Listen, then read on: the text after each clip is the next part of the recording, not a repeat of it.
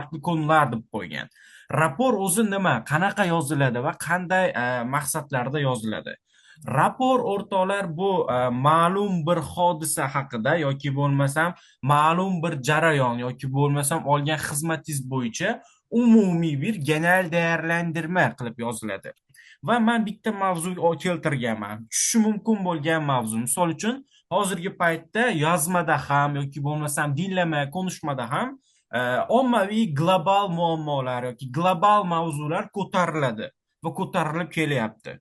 Men misol tariqasida o'rtoqlar rapor yozish uchun bu yerda Toshkent shahrining çevre sorunları ve çözüm önerileri degan rapor mavzusini olganman. Ya'ni Toshkent shahrining atrof muhitdagi problemalari, ya'ni havo kirliligi va havo kirliligi uchun yechim maslahatlari, va bunda ham raporda ham o'rtoqlar kimdan kimga yozayotganingiz bilinishi kerak. Gönderan deyapti. Ya'ni bu raporni jo'natuvchi odam kim, ismingiz, adınız deyapti. Misol uchun işte kim jo'natıyor? Ben jo'natyyorum. Nodirbek örneğin Solijonov.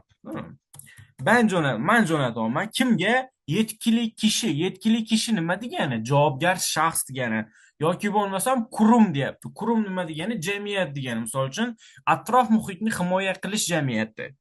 Böyle bir, değil mi? O'zi beradi mavzuda işte çevreyi muhafaza etmek için, yani çevre muhafaza kurumuna bir rapor örneği yazınız deydi. Önde siz alıcıya nima deysiz? Çevre işte çevre muhafaza kurumu deb adını o'zgartirasiz. Endi birinchi bo'lib raporda o'rtoqlar albatta kirish bo'ladi. Girishda siz qisqacha rapor haqida nima qilishingiz kerak? Açıklashingiz kerak. Girişte ben yazdım ki Taşkent Özbekistan'ın başkenti olup hızlı kentleşme ve sanayileşme nedeniyle çevre sorunları yaşamaktadır.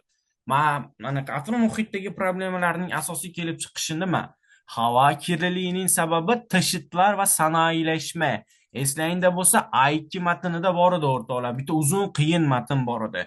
Nüfus aşırı kentleşme, nüfus artıyor, toprak erozyon degan narsalar bor edi A2 matnda.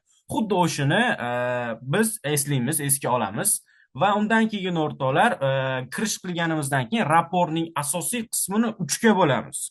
Ya'ni 3 ga bo'lganimizda o'rtoqlar rapor birinchi bo'lib havo kirliligiga aloqador, ikkinchisi esa suv kirliligi, uchinchisi esa axlatlarning yo'nalish tartibi. Endi bu nima asosiy sabablar? Nimaga asosiy sabablar o'rtoqlar? Atrof muhit ifloslanishiga sabablar. Misol uchun xuddi IT kitobida ham nima bor edi? To'prak kirliligi, havo kirliligi va suv kirliligi degan mavzular bor edi, eslangda bo'lsa. Xuddi shunaqa qilib 3 ga bo'ldik o'rtoqlar. Raporni ham maqsadi shu. Kirishdan keyin ikkinchi qism o'rtoqlar bu yerda nima bo'ladi? Rapor amaji bo'ladi. Rapor amaji nima degani? Raporning maqsadi, nima maqsadda bu raporni yozyapmiz?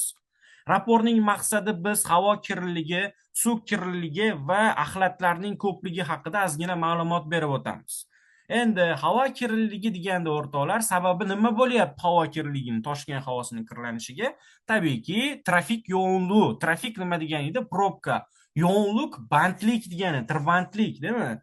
Yani sanayi, yani ishlab chiqarishdagi fabrikalardan chiqqan axlatlar va probkalar havo kirliligiga yo'l ochyapti. Buni bilamiz. Suv kirliligigachi o'rtoqlar. O'sha paytda biz A2da ko'rsanglar, suv kirliligiga ham nima qilganmiz? Ajratib yozganmiz. Havo kirliligi, suv kirliligi, toprak kirliligiga. Suv kirliligiga Toshkentda sabab evsel atıkların suya atılması Sirdaryo nehrini kirletmekte. Evsel atıklar nima degani? Uyimizdan chiqayotgan axlatlarni Sirdaryo nehri nima degani? Sirdaryo bir daryosiga otilishi bu suv kirliligini nima qilyapti? Keltirib chiqaryapti.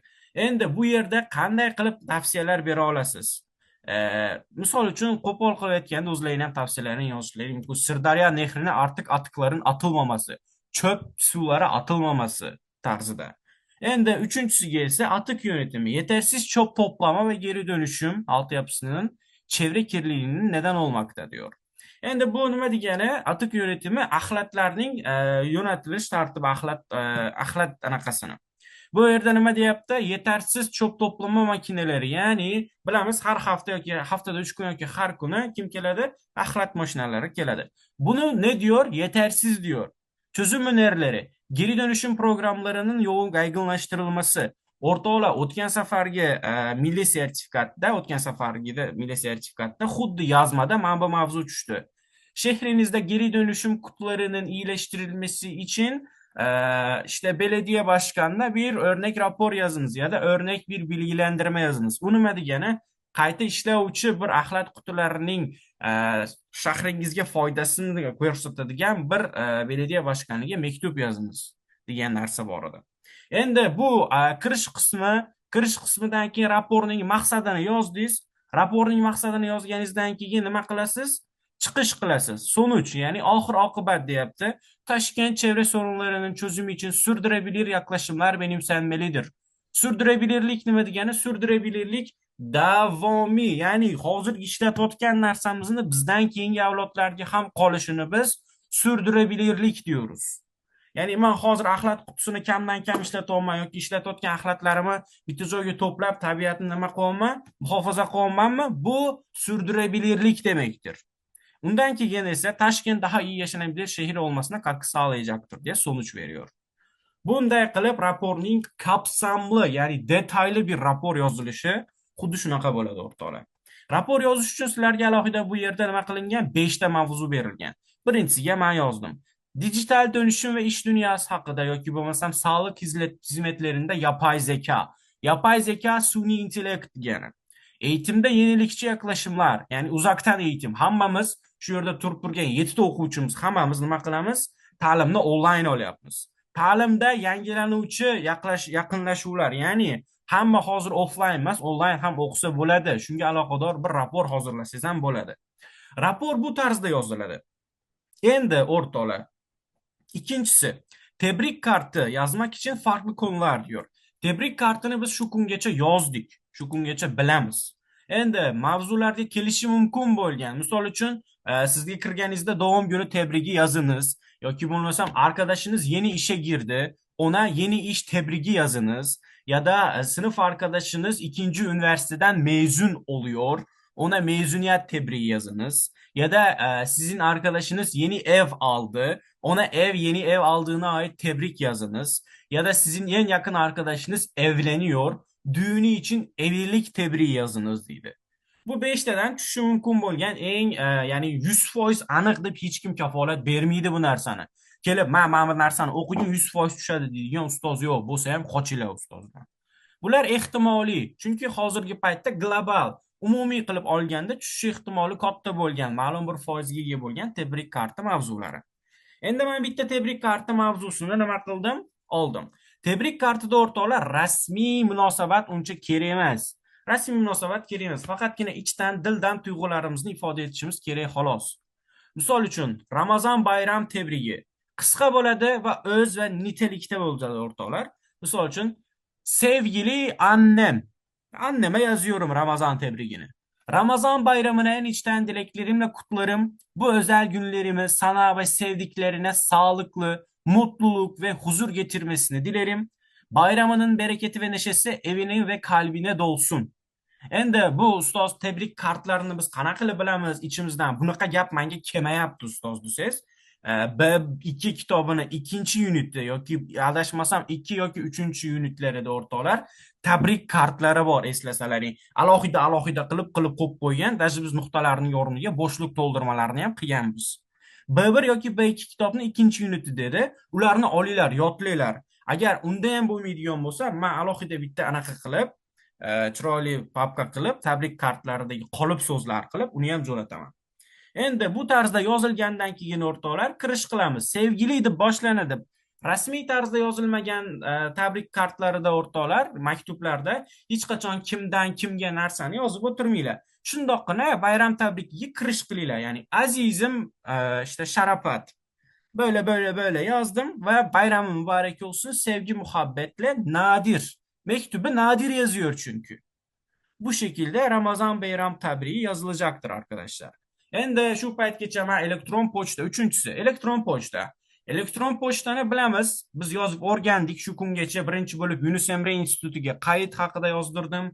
Undan tashqari o'rtoqlar, do'stingiz siz haqida sizni kompyuteringizdan oladi. Olsinmi, olmasinmi, shunga aloqador bitta elektron pochta yozdirdim. va undan tashqari ikkita uchta yana ev sohibiyle alakalı 3-4 elektron pochta yozdik. Endi undan tashqari, u elektron pochtalardan tashqari hozirgi kunda juda ham global mavzuga aylangan uzaktan çalışma düzenlemeleri, siber güvenlik uyarıları, yeni ürün ve hizmet lansmanı, etkinlik davetiyesi, müşteri memnuniyet anketleriyle alakalı bir el-posta. Tushishi mumkin bo'lgan ehtimoliy bir mavzular. Misol uchun yeni ürün veya hizmet lansmanı deganda nima yoziladi? Şirketin yeni bir ürün ve hizmetini tanıtmak. Müşteri bilgilendirmek için yazılan el-posta. Bu nima degani? Siz qandaydir firmada ishlaysiz va firmangiz yangi tovarni ishlab chiqdi va u tovarni ortiq davomiy bir klientlariga nima qilish kerak? Tanitish kerak. U tanitish uchun da elektron pochta yöntemlari juda ham nima qilinadi? Keng ko'lamda ishlatiladi hozirgi kunda. Chunki qanaqadir yangi tovar keladigan bo'lsa, elektron pochtadan sizga ma'lumot berishadi. Xuddi shunaqa bir ma'lumot yozing. Xayolingizda misol uchun qizlarda lab bo'yog'i degan narsa bor. Har doim yangi ishlab chiqariladi, to'g'rimi? Lab bo'yog'ini tarjimasi ruj. Örneğin işte Doppel şirketinin yeni yaptığı ruju tanıtacaksınız el-posta orqali. Endi o'rtoqlar, men bitta o'q bilan ikkita quyonni urdim. Chunki Erasmus başvuru için detaylı bir el-posta yazdım. Detaylı el-posta degani ma'lum bir ichki kirgan detallar bilan to'lgan bir elektron pochta. Elektron pochta ham birinchi bo'lib kimdan kimga yoziladi, mavzusi nima ekanligi doim bo'ladi. Mana bu ko'rib turgan narsalaring o'rtoqlar elektron pochta yozdigan joyda har doim bo'lsin. Tartib bilan bo'lsin. Birinchi bo'lib ozgina betartib ketibdi, teskari ketibdi menda o'rtoqlar. Shu yerda ko'rib turganlaringdek kimdan ketyapti elektron pochta? Mandan, ya'ni Nodir işte Soljonovdan. Kimga ketyapti? Yetkiliga. Kimga? Bu yetkili nima degani edi o'zi? Javobgar shaxs degani edi, to'g'rimi? Javobgar shaxs. Javobgar shaxsdan keyin o'rtoqlar ismini beradi tepada elektron pochta yozayotganingda. Endi uchinchisi esa mavzu. Mavzuni ham o'zi beradi. Siz bir katıldığınız eğitim semineri kapsamında Erasmus programına katılım başvurusu için Erasmus uluslararası yetkili sorumluluklarına bir ne yazınız deydi? Katılım başvurusu yazınız deydi. Eslayında bo'lsa Maria Erasmus'tan kelganida TS'ni biz o'rganayotgan 7 iqlim kitobini bir-birida Maria kutib olishdi, uni yurtga olib borishdi, eslayotgan bo'lsalaring. Xuddi o'sha narsa. Endi bu yerda o'rtoqlar qanaqa qilib yoziladi elektron pochta? Elektron pochta 3 ga bo'linadi. Birinchi bo'lib o'rtoqlar, kendim haqqimda, ya'ni birinchi qismida elektron pochtani başvuru qilayotgan bo'lsangiz qayergadir, o'zingiz haqida ma'lumot berasiz. Mavzuga qarab o'zgaradi. Doim birinchi bo'lib o'zingiz haqida ma'lumot bermang. Mavzuga qarab o'zgaradi. Erasmus programına başvuru bo'lgani uchun, ya'ni Erasmusni nimaligini bilamiz biz. Birinchi bo'lib o'zimiz haqimizda ma'lumot berib o'tdik. İşte bu yerda men o'zim haqimda qisqacha ma'lumot berganman. Meni ismim bunaqa, men universitetda o'qiyman. Meni not o'rtalamam GPO dirkansizlar yoki GNOmi, GPOmi 3.75 va Erasmus programına başarılı olabilmek gerekli olan bilgi ve beceriler kazanmamız sağladı diyor. Endi o'zlaring haqida gapirganlaringdan keyin elektron pochtaning maqsadi nima? Genel olarak maksat nima? Bu yerda aytyapti. Erasmus programına başvurmamın birkaç nedeni var. Neden nima degani? Sabab, maksat, amaç.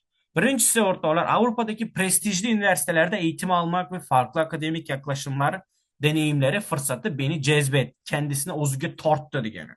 Birinchi sababi bu. Ya'ni Yevropadagi judayam bir kaliteli, ya'ni sifatli universitetlar meni Erasmus programiga registratsiya qilishimda judayam katta rol o'ynadi deyapti.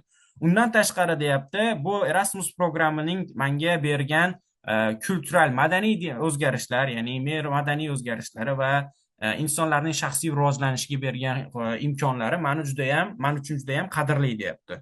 Va shunga o'xshagan bitta ikkita sabab berasiz. Va undan keyin o'rtoqlar elektron pochtadan chiqish qilinadi. Qanday qilib chiqish qilinadi? Ya'ni har doim rahmat aytishimiz kerak u odamga. Misol uchun, başvuru dikkate aldığınız için teşekkür ederim. Yoki bo'lmasam, benim yazdığım el-postayı okuduğunuz için teşekkür ederim. Ya da bunu dikkate aldığınız için teşekkür ederim. Herhangi bir sorunuz ve ek talebiniz olursa lütfen benimle iletişime geçmekten çekinmeyin. Size en kısa sürede geri dönüşümü yapmayı dört gözle beklerim diye, saygılarımla diye çıkış yapıyor. Yani hurmat ve ehtiram bilan Elif Demir. Endi chiqqandan keyin pastga iletişim bilgileri deb qo'yadi. İletişim bilgileri degani, ya'ni bu elektron pochta yozgan odam bilan qanday qilib aloqaga kira olamiz, aloqa vositalari, değil mi? Şimdi Elif Demir telefon nomeringizni pastda masalan doim ismingizni yozasiz. Gulchapchap Abjabborova. Telefon nomeri pastda yoziladi, elektron pochta adresi yoziladi, faks nomeri bo'lsa yoziladi va qanaqa siz bilan aloqaga chiqishmoqchi bo'lgan bo'lsa, masalan elektron pochta adresingiz, undan tashqari faks nomeringiz bo'lsa ham yozsangiz bo'ladi. Endi o'rtoqlar, bu 3 ta 4 ta narsani sal bo'lsa ham biz miyamizda o'rgandikki, nimalarni yozsak bo'ladi. Endi qolip jumlalar degan narsa bor. Qolip jumlalar degani hech qachon o'zgarmaydigan so'zlar. Elektron pochta yozayotganimizda, elektron pochta o'rtoqlar o'zi 4 ta maqsadda yoziladi. Birinchisi, siz bilgi isteyeceksiniz ya da bilgi vereceksiniz. Bu nima degani? Ma'lumot xohlash uchun yoki bo'lmasa ma'lumot berish uchun yoziladi. Misol uchun, bir elektron pochta sizga savoli tushishi mumkin. Yunus Emre Enstitüsü'nde yoki bo'lmasam O'zbekiston Milliy Universitetida yüksek lisans yapmak için O'zbekiston Milliy Universitesi eğitim kadrosuna, ya'ni eğitim kadrosuna yüksek lisans okumanızla ilgili bilgi isteği yazınız deydi. Ya'ni siz işte magistratura uchun deysiz, O'zbekiston Milliy Universitetidan ma'lumot so'raysiz. Qanaqa narsalar kerak, nimalar kerak, qanaqa oson bo'ladi, hozir qayerda o'qiyapman va undan tashqari o'sha bilgi istemak bu bo'ladi. Bilgi degani ma'lumot degani. Ma'lumot xohlash. O'zbekiston Milliy Universiteti magistraturaga kirish uchun O'zbekiston Milliy Universiteti Ta'lim vazirligidan, ta'lim anaqasidan ma'lumot talab qilasiz. Endi sizni o'zingizga qanaqadir daraja beradi, bilgi vermek. Siz kurs ochyapsiz. Ya'ni turk tili kursi. Turk tili kursi haqida eski o'quvchilaringizga kurslar haqida ma'lumot, bilgi vermek. Kurslar qancha, qachon o'rgatiladi, necha kun o'rgatiladi, shular haqida yozish. Yoki bo'lmasam talabda bulunmak. Talabda bulunmak nima degani? Sizga qandaydir xizmat ko'rsatishdi yoki bo'lmasam tovar oldingiz bitta odamning qo'lidan va u tovaringizga aloqador problema chiqdi yoki bo'lmasam olgan xizmatingizdan mamnun emassiz. Shuning uchun talabda bulunacaksınız. Ben işte 15 Mayıs 2025 tarihinde bir telefon almıştım. Telefonum maalesef kutusu açık çıktı. Ve telefonumu hemen değiştirmesinin talebinde bulunuyorum. Yazdığım e-postayı dikkate almanızı isterim. Dikkate almadığınız takdirde gerekli yasal işlemleri başlatmaya mecbur kalırım. Bu bir qanaqadir talab qilish, nimanidir talab qilyapsiz. Olgan telefoningiz buzuq chiqdi. O'zgartirib berish uchun talab maktubi, talab elektron pochtasi yozyapsiz. Yoki bo'lmasam randevu istemek, almak. Randevu nima degani? Ko'rishish, uchrashuv belgilash yoki bo'lmasam uchrashuvga borish yoki bormaslikka aloqador bir elektron pochta. Yoki bo'lmasam tashakkur ya da shikoyat bildirmak elektron pochta bilan. Endi o'rtoqlar, elektron pochtada biz qachon, qayerda? Elektron pochtada doim o'rtoqlar sayın yetkili deb boshlaymiz. Mana buni doim yozib qo'ying. Elektron pochta doim shunaqa boshlanadi. Sayın yetkili, ya'ni muhtaram janob, muhtaram javobgar shaxs tarzida. Endi bu birinchi kirish qismi. Ikkinchisi girish, gelişme, sonuç yapısı orqali 3 ga bo'linadi o'rtoqlar. Ya'ni birinchi bo'lib kirish qismini qilasiz, undan keyin maqsadni, maqsaddan keyin o'rtoqlar oxir xulosani amalga oshirasiz. Endi kirish qismida o'rtoqlar mana bunaqa qilib gap boshlasanglar bo'ladi. Size bu e-postayı konusundaki düşüncelerimi paylaşmak amacıyla yazıyorum debdi. Değil mi? Endi bu nuqtalarning o'rniga ilib boy mavzuni qo'ysangiz bo'ladi. Tepadan misol uchun bilgi istemek. Size bu e-postayı Türkçe kursları konusunda düşüncelerimi paylaşmak amacıyla yazıyorum. Ya da size bu e-postayı yeni ürettiğiniz ürünle ilgili düşüncelerimi bildirmek konusunda paylaşmak amacıyla yazıyorum. Deb mavzularni doim qolip so'zi qilib ishlatsangiz bo'ladi. Ve undan tashqari mamlaqa qilib bir sokin tarzda gap boshlasangiz ham bo'ladi. Sokin degani nima? Muloyim, değil mi? Öncelikle zamanınızı ayırdığınız için teşekkür ederim deb gap boshlasanglar bo'ladi. Bu nima degani? Oldindan menga vaqt ajratayotganingiz uchun kattakon rahmat. Men bu elektron pochtani yozishimdan maqsadim mana bu. Endi undan tashqari bu qolip so'zlar tushunarli bo'lgan bo'lsa, sayın yetkili merhaba. Öncelikle zamanınızı ayırdığınız için teşekkür ederim. Bana yüksek lisansa girmek için gerek olan evraklar hakkında bilgi verebilir misiniz? Ya da yüksek lisans hakkında daha fazla bilgi ihtiyaç duymaktayım. Ya da yüksek lisansla ilgili belgelere ulaşamıyorum. Yardımcı olabilir misiniz? Ya da başka mavzularla gideceğim yer hakkında bilgilere, belgelere ulaşamıyorum. Yani qanaqadir joyga taklif qilishdi O joy haqida siz adresi bilmiyorsunuz. Gideceğim yerin adresine ulaşamıyorum. Yardımcı olabilir misiniz? Yoki bo'lmasam qanaqadir tovar yoki bo'lmasam olgan xizmatingizdan norozisiniz yoki bo'lmasam endi tovar yoki xizmat ko'rsatish sektorini sinab ko'rmoqchisiz. Shunda siz gelişmede nima deb yozishingiz mumkin? Ürün hizmet hakkında birkaç sorun var. Aşağıda sıraladım deb yozib ketishingiz mumkin. Endi elektron pochtadan chiqishda 3 xil chiqish bor. Qanaqa? Yardımınız için teşekkür ederim. Değil mi? Siz yordam istediniz yoki bo'lmasam qandaydir bilgi talebi istediniz yoki bo'lmasam qandaydir sizga berilishi kerak bo'ladigan ma'lumot istedingiz. Shuning uchun siz elektron pochtadan rahmat deb chiqishingiz kerak. Endi siz elektron pochtadan ikkinchi maqsadingiz nima edi? Tovar yoki bo'lmasam yangi olgan xizmat sektoringizda qanaqadir muammo chiqdi va sizga qaytib chiqishlarini talab qilyapsiz. Bu paytda elektron pochtadan chiqish en kısa sürede tarafıma dönüş yapılmasını rica ederim deb tugatiladi. Ya'ni bu nima degani? En qisqa vaqt ichida man tarafga geri dönüşüm qaytib menga chiqinglar, anaqa qilinglar, to'g'rimi? Men en qisqa vaqt ichida men bilan qaytadan aloqaga chiqishingizni iltimos qilaman deydi. Va undan keyin siz qanaqadir ma'lumotni sadece bilgilendirme yapıyorsunuz. Yani bizim kurslarımız artık saat 9'da başlayacaktır. İyi çalışmalar dilerim, saygılarımı sunarım deb ma'lumot berib o'tib ketyapsiz, bo'ldi. Bu payt ma'lumot berayotganingizda siz bunday chiqish qilasiz. Elektron pochtani o'rtoqlar xuddi shu tarzda bichimiga qarab yozsalaring, уже 80% to'g'ri yozgan bo'lasizlar. Mavzularda ozgina o'zgarishlar bo'lishi mumkin. Bu ortiq endi o'zlaringni nimalaringga, yaratuvchanliklaringga bog'liq. İkincisi tebrik kartı. Tebrik kartı qanday yoziladi? Tebrik kartı o'rtoqlar özel günlerde iyi dilek iletmek, başarı veya mutlu olaylar için kutlama. Tepada aytdim qaysi tartibda yozilishini. Endi buni ham bichimi. Bichimi qanaqa bo'ladi o'rtoqlar? Samimiy ve içten bir dil. Yani resmi dilga gerek yok. Yani o'rtoqlar, ayniqsa qizlar biladi. O'rtoqlaring uylar erga tegsa yoki bo'lmasa farzandli bo'lsa qanaqa qilib tabriklaysizlar? Samimiy bir tarzda, içten bir kısa ve öz diyor. Yani qisqa bo'ladi va qandaydir kopировать qilinmagan bo'ladi. Öz degani nima degani? O'zimizni tilimiz bilan yozganimiz öz degani.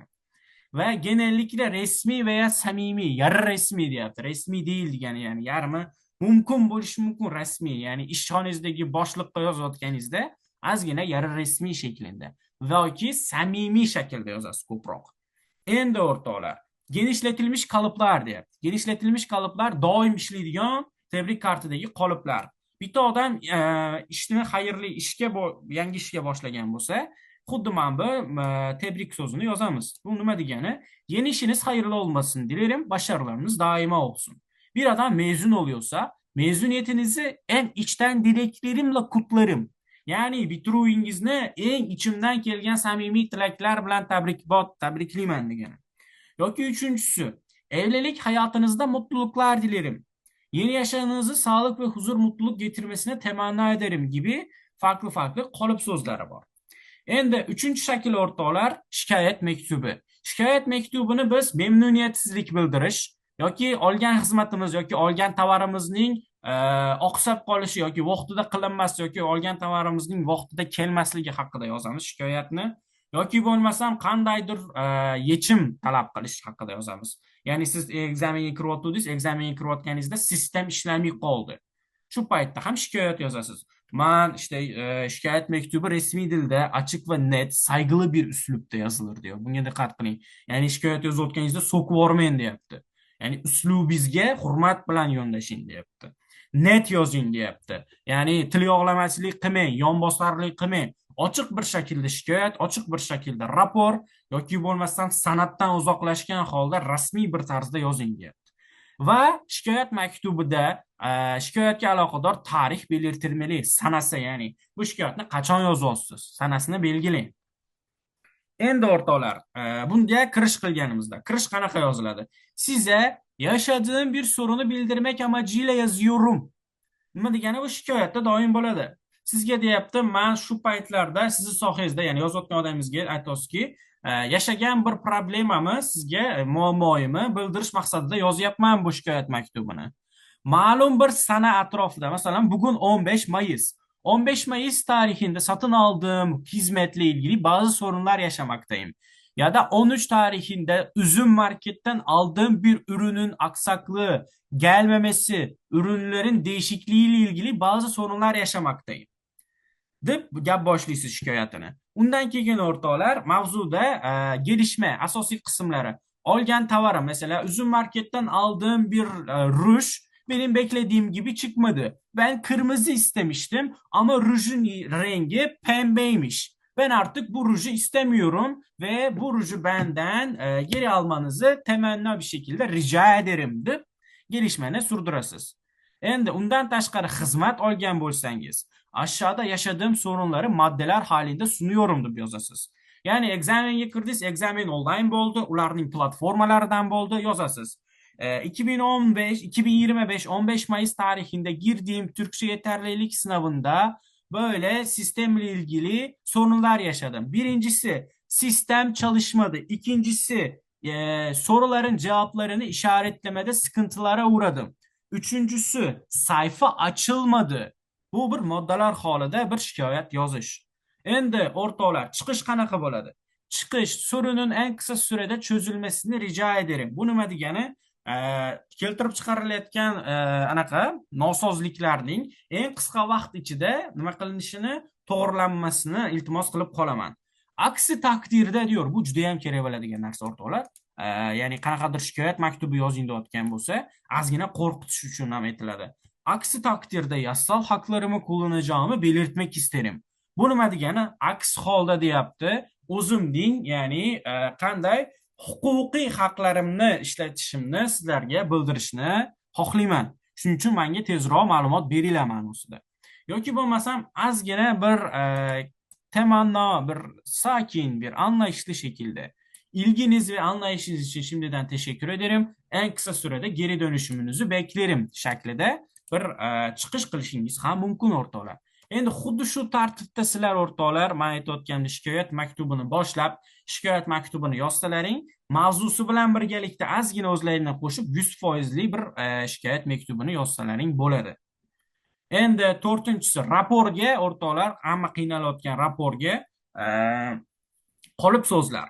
Rapor o'zi bilgi vermek, araştırma sonucunu sunmak ve değerlendirme yapmak için yazıladi. Değerlendirme nima degan o'rtoqlar? Olgan xizmatingiz yoki bo'lmasam olgan tovaringiz yoki bo'lmasam yashaganingiz shahringizni umumiy bir anaqasi xulosa chiqarish. Ya'ni men bu shaharda mana bu oy yashadim yoki bo'lmasam men Nodirxo'jani darsida o'tirdim 2 oy va 2 oyning ichida Nodirxo'jani olgan anaqasidan bergan darslari bo'yicha bir rapor. Endi biçim qanaqa yoziladi? Pardon, gözlem araştırma sonucu sunmak diyor. Araştırma nima degani? Tadqiqot. Misol uchun Xorazm shohlari bo'yicha siz tadqiqot olib bordingiz va Xorazm shohlar tadqiqotida siz qandaydir yangi bir ma'lumotlarni qo'lga kiritdingiz. Shular haqida bir rapor hozirlaysiz. Yoki bo'lmasa bilgi vermek. Bilgi vermeyi zaten yukarıdan anlatıyorum. Biçim özellikleri resmi tarzda yoziladi. Başlıklar birinchi bo'lib maqsad, maqsaddan keyin kirish, undan keyin o'rtoqlar nima? Sonuç öneri, sonuç xulosa va sizni beradigan nima? Tavsiyalaringiz. Maddeleme kullanabilir diyor. Maddeleme kullanabilir nima degani? Qilinishi kerak bo'ladigan narsalar. Misol uchun tepada aytdim-ku, Toshkent shahrining çevresinin ya da havasının iyileştirmesi için yapılabilir maddeler, değil mi? Bir, işte çöplerin çöp kovasına atılması. İki, fabrikalarının Taşkent şehrinden uzaklaştırılması. Üç, trafik yoğun yerlerde haftada 2 gün trafiksiz gün sadece yürümek, değil mi? Bu maddeler halinde yazılması. Dört, işte hava kirliliğini önlemek için sadece metrolar kullanılması gibi. Endi raporning qolip so'zlari.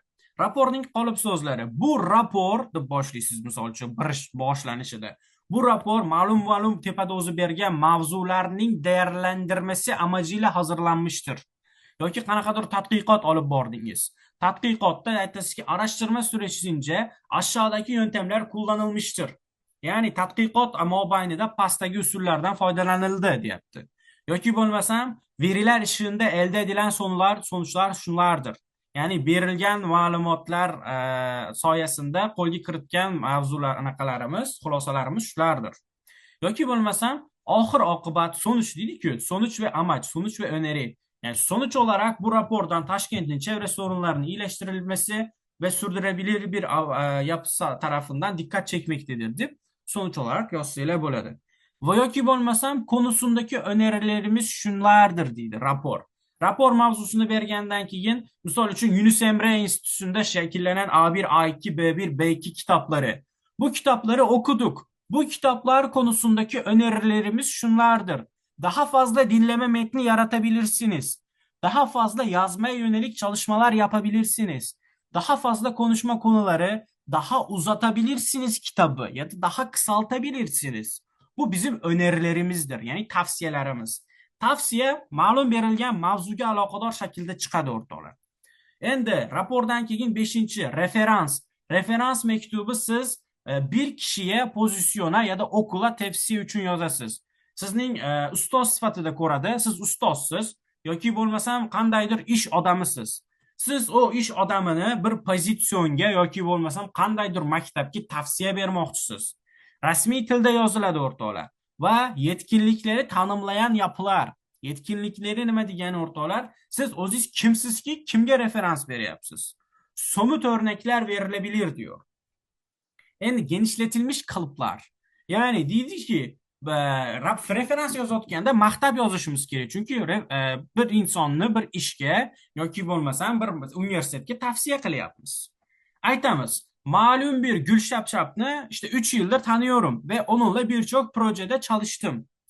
Kendisi sorumluluk sahibi, disiplinli, iletişim becerisi yüksek, iş ortamına kolay uyum sağlayar ve takım çalışmasına yatkındır. Eslayında olsa A2 kitabıda eleman arıyoruz kısmında xuddi shu mavzu anaqalar, kriterler, sıfatlar bor edi. Değil mi? Takım çalışmasına yatkın, en az yabancı dil bilen, 35-25 yaş arası, altın kanat havacılık. Xuddi shu yerda o'rtoqlar buni övülünmüş şekline yazıyoruz.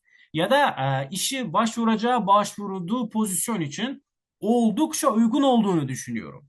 Daha fazla bilgiye ihtiyaç duyarsanız memnuniyetle yardımcı olurum gibi bitirebilirsiniz.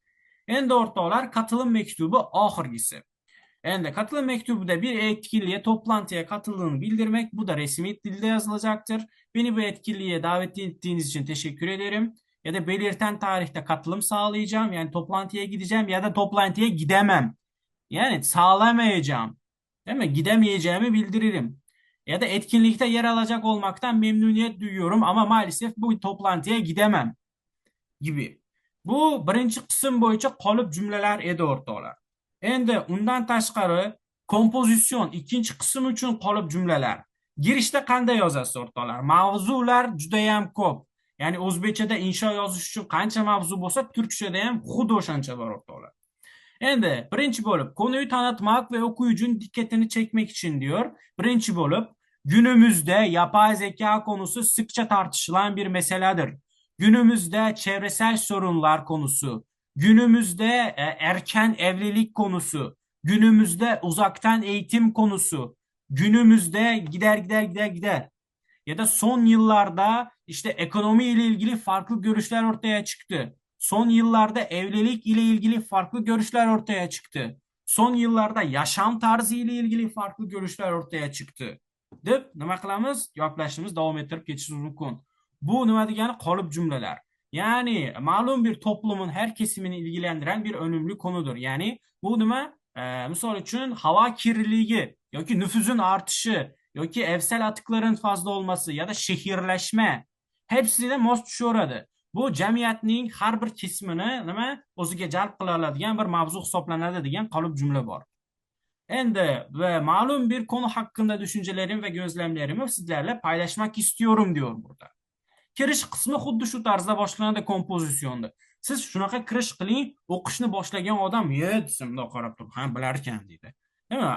Tog'dan bog'dan kirish qilmasdan günümüzde deb sokin, açık konuşarak bir mavzuga kirish qilishga harakat qiling. Endi gelişme bölüm kalıpları yani ortada. Her şeyden önce bunu bildirmek isterim. İlk olarak belirtmek gerekir ki şunu yapılması bizim için daha faydalı olur. Bununla birlikte bunu yap, bunu bu durumlarda göz ardı edilmemelidir ya da Bununla birlikte işte çocukların işte terbiyeleri göz ardı edilmemelidir.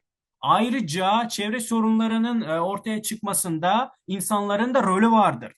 Diğer bir şeyle burada üniversitede okumak sizin için bir ayrıcalık tanıyacaktır. Örneğin bu üniversiteden mezun olduktan sonra siz yurt dışında çalışabileceksiniz. Birçok kişi ekonomi tarafından farklı farklı düşüncededir. Ancak ben bu görüşlerin hiçbirine katılmıyorum. Çünkü ekonomi insanlar var oldukça olacaktır. Ekonomiyle alakalı farklı görüşlerin hiçbirine katılmıyorum.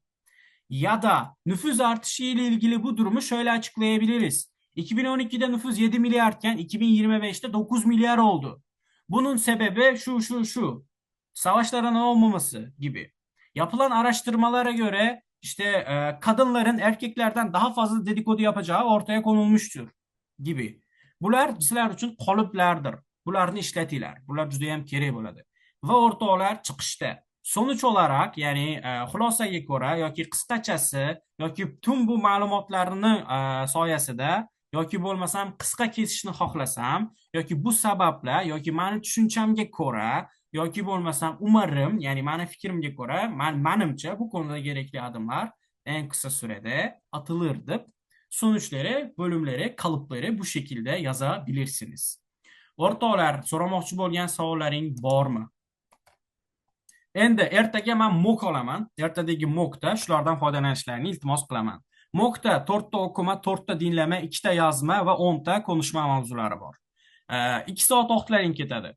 Bemalol shuni bo'sh bo'lgan o'quvchilar, ustoz men ertaga bo'shman bu soatda boshlayapman. Menga jo'nating desanglar, men sizlarga jo'natib beraman. Kelayotgan sinovlarda hammalaringga omad tilayman o'rtoqlar. Hammalaring xudo xolasa juda ham yaxshi natijalar bilan, o'zlaringga kerak bo'ladigan natijalar bilan boshlaringni ko'tarib chiqishlaringni